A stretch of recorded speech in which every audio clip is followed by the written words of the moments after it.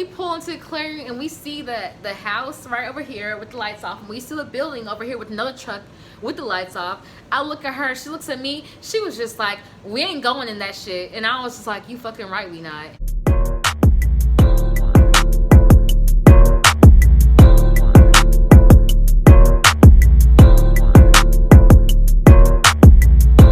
What's up? It's your girl Alex, and I'm back with another video. Before we even get into this video, you already know what's up. You already know what I'm about to say. You might as well just do it now.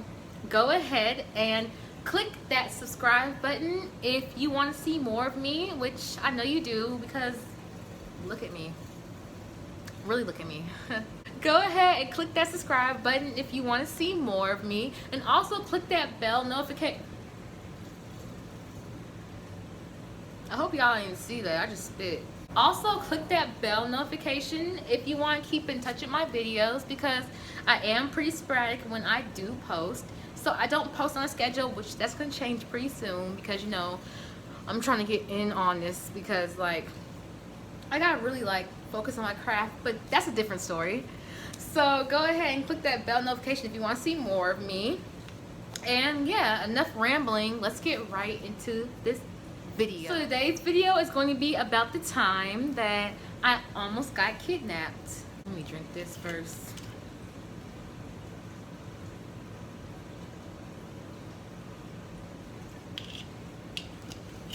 And before you guys say anything, oh, it doesn't count unless you actually get kidnapped. No, it does count. So yeah, this is about the time I almost got kidnapped. So this is around, I want to say, a year and a half ago. This is back when, no, it was almost 2 years ago, because this is when I had got fired from my previous server job. Because I'm on my fourth server job now, but this is my first server job.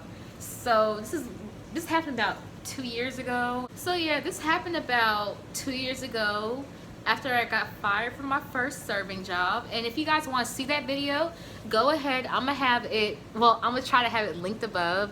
Go to the video called She Tried to Fight Me, that video, and watch that video before you watch this one, because it will kind of make sense. Well, it will all come together. It was about 2 years ago when I was looking for another serving job, because honestly, like, I do keep a couple of jobs. I keep about 2 jobs on me, because I do like working. I do enjoy working. Like, I enjoy making my own money, and I enjoy working because I feel like it gives me like really good work ethic, and it gives me like, you know, morals and shit, you know, all that good stuff. So I went on Indeed, and I was like, oh, also around this time too, it was about a year and a half ago, because this was before I started cosmetology school. So I was looking for a job that did give me good hours and give me good pay, but also a job that didn't interfere with my school and my schoolwork. And this is the summertime when I was trying to apply for a serving job before school. So I was trying to make my hours match up, and I feel like I'm rambling. But yeah, I know at cosmetology school, I got my schedule, and I realized that I wouldn't have enough time to work. Like, I was looking at my hours, and I was in school for about 6 hours, because I went to school from, for my first semester, I went to school from 8 or 9 o'clock, depending on the day, all the way till 5, 6 o'clock. So I was pretty much in school all day with an hour break in between. So I really didn't have a job where I could really work any decent hours and make decent money. So I was looking for a bottle girl. I was looking for a bottle girl job, something that I can make easy money. And I know that like bottle girls, they make decent money, and it's like a night-based job, so I wouldn't have to work in the mornings, and it would fit better with my schedule. So I was on Indeed, and I know it's not really the place to look for a bottle girl job, like, but I was looking everywhere. But I was on Indeed, and I was looking at bottle girl jobs, and this job popped up, and it was talking about bottle girl, server, bartender. And this job says I was going to be making about $400 to $600 a week. So, you know, like, I was like, what? I gotta hop on that. So I looked it up and I looked at the requirements because, you know, Indeed, sorry y'all, my nose is just itching. So, you know, Indeed has certain requirements for certain jobs, and you know, like, you gotta like do a survey, fill out application, all that stuff.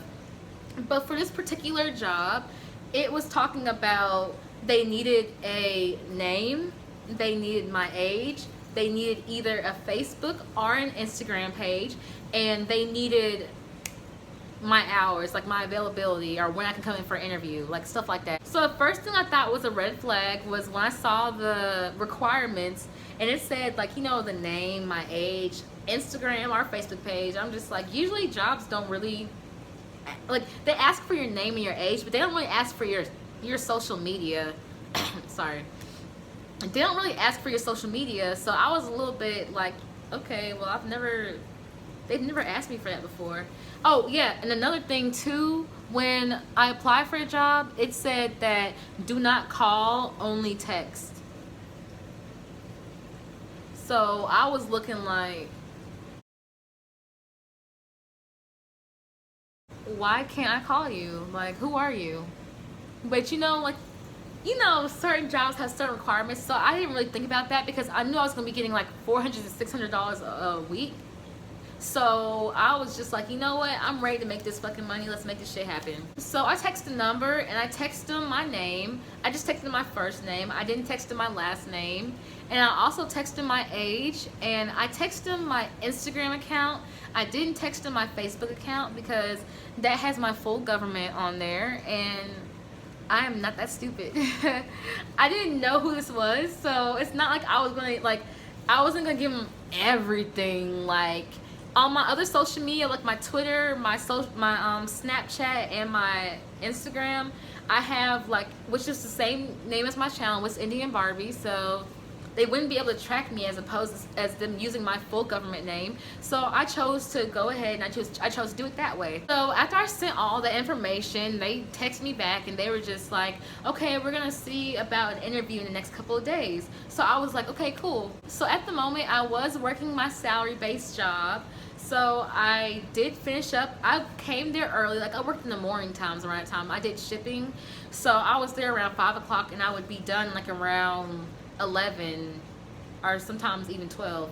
So around that time I did like hit them up after I got off of work, and I was just like, because I was really trying to make this money fast, like I was trying to get up in there as soon as possible. So I texted them and I was just like, hey, is it okay if I come in for an interview sometime today? Like, I got off like around 12 o'clock, so I'm just thinking like, okay, I'm off early enough. I hadn't heard from them, so let me go ahead and initiate that step, and let me go ahead and contact them. So I did contact them, and I was just like, yeah, I'm ready for an interview. You guys can y'all meet sometime today?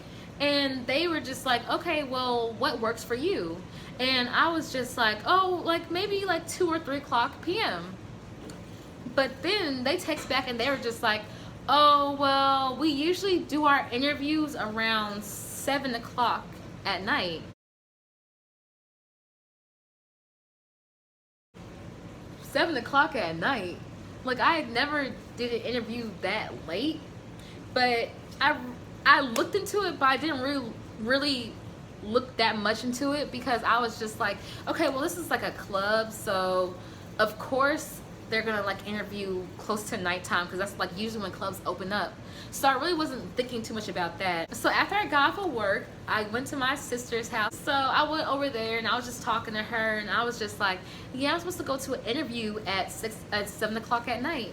And she was just like, 7 o'clock? That's kind of late, isn't it? And I was just like, well, yeah, it's late, but you know, clubs kind of open kind of late. So, you know, I was just trying to like, I don't know, like, I should have been second guessing it like she was, but I was just thinking about the money at that time. So I'm just like, yeah, like, I'm about to go to this interview, I'm about to nail this shit, and I'm about to get this fucking money. That's all I was thinking about. He was just like, well, I'm gonna come with you and I'm gonna drive you there because I want to make sure you're good. And this is why I love her, because like she said she's gonna come with me and she's gonna make sure I was good and everything, because she just didn't feel right about the timing of the interview, and I should have been more concerned like she was, but I was just really trying to make some money. So I'm over there chilling and 7 o'clock hits. And well, before 7 o'clock hits, and she was just like, okay, well, let's go ahead and let's head up there, because it was 12 minutes away, and she was headed up to, well, she lives in Madison, so she was about, like, the place was about 12 minutes away, so it wasn't that far. So I rode with her, and like it did get dark around that time, because around 7 o'clock, that's when it was like the sun starts really setting. I don't like driving at night. I can't really see at night, and also I'm not that, I mean, I'm a good driver, but I don't know every single road situation, so I don't like being put in a spot where I don't know where I'm going. So as we get closer to the destination, we start losing light, because the street lights, there are no street lights over in that area at all. Like, it's the woods, like we get closer and there's no lights, we can barely see, there's like straight road and there's woods on either side, I mean on both sides, so we couldn't really see. And the GPS was telling us to go to turn off on this dirt road. So I was feeling kind of nervous, because I was just like, okay, I'm glad I didn't drive by myself, but also this is kind of weird because we're going off into a dirt path. Because when she turned, she was just like, why is it out here? Like, why is it like it's a dirt path right here? Like, why is it so out here? And I'm just like thinking like, okay, well maybe, you know, it's like a little secret little place. Like, I was being kind of dumb. But as we were driving, there was like little, like, you know, there was like, what are those things called? Potholes and shit while we were driving. So we're driving and we hit a pothole every now and then. I'm just like, okay, it's dark. We're driving on a dirt path and we're like, it's bumpy as fuck. So I'm just like, okay, well, this does seem very, very, very weird. So I'm like, okay, well, let's just see where we end up at. So we finally hit the end of the dirt road. We pull off into like a full field, and it's like an open field, and there's a house to the right with a truck parked right there, but there's no lights on the house. It's like a truck and a house just on the left side. And off into the distance, like straight ahead, there was like this building, and it looked kind of like an abandoned building. Like, it looked kind of like a church a little bit, but it looked abandoned. And there was also another truck just parked right there, but it was only one car. And I'm thinking like, okay, well, where's the rest of the cars? Because it's only one car right here, and there's a car right here, so where are the rest of the cars? So we pull into the clearing, and we see the house right over here with the lights off, and we see the building over here with another truck with the lights off. I look at her, she looks at me, she was just like, we ain't going in that shit. And I was just like, you fucking right, we not. And then she hits a fucking turn, and she turns right the fuck back around, and we drive right down the fucking path, and we drive right back to her fucking house. So after we like leave and shit, and like I'm just like feeling kind of like, I'm low-key feeling kind of shaken up, because I'm just like, oh my god, I don't know what the fuck that was, but it really was kind of creepy, because there was no lights at all. When I tell you guys it was pitch dark, it was pitch dark. So there was no lights, there was nothing. There was just like the building, the house right there with the truck, and there was another truck. So there's two cars in a field, two buildings in a field with no lights. So I'm just feeling like, okay, well, this ain't a good situation. So when I get back to my sister's house, it's me, her mom, and her, and we're just talking about what happened. So I decided to call the number, and I was just like, okay, this is my first time calling the number. I have not spoken to a live person until I called the number at that moment. And when I called the number, it was like this old white guy who answered, and he was just like, hello. And I was like, oh yeah, hello, this is Alexandria. I was texting you earlier, and I had an interview today, but when I pulled up, there was nobody there and there were no lights on, so I didn't feel safe at the moment. So I just decided to pull off and I just decided to leave. So after I tell him this, he was just like, oh, I thought I saw a car pull up. Mind you, there was no lights on in the place at all. So there's no way I could see in, and there's no way I would know what's going on. But it's kind of funny how he was talking about, oh, I thought I saw a car pull in. I looked outside and I thought I saw a car pull in. So I was just like, you saw a car pull in and the lights were off and you were inside? So I was just like, oh yeah, that was me. And then he was just like, oh, well, you could have pulled up all the way. I was just in the I had picked up a couple of dancers and I was in the building just chilling with them. Dancers. So I was just like, oh, okay, well, there were no lights on. And he was just like, yeah, we were just chilling inside. So he was just like, well, we're still here if you want to pull up and if you want to come in, we can still do that interview. And then my sister's mom, she was just like, no, hang up right now. So he was just talking, I just like I just hung up. And like, that's pretty much it. Like, I didn't go there, I didn't work, I pulled up and the situation seemed kind of sketchy. And I don't want to make this seem like it's like a kidnapping, like I almost got kidnapped, like I was on the brink of getting kidnapped. But had I just gone there by myself, or had I not like had anybody with me, I feel like it would have been a different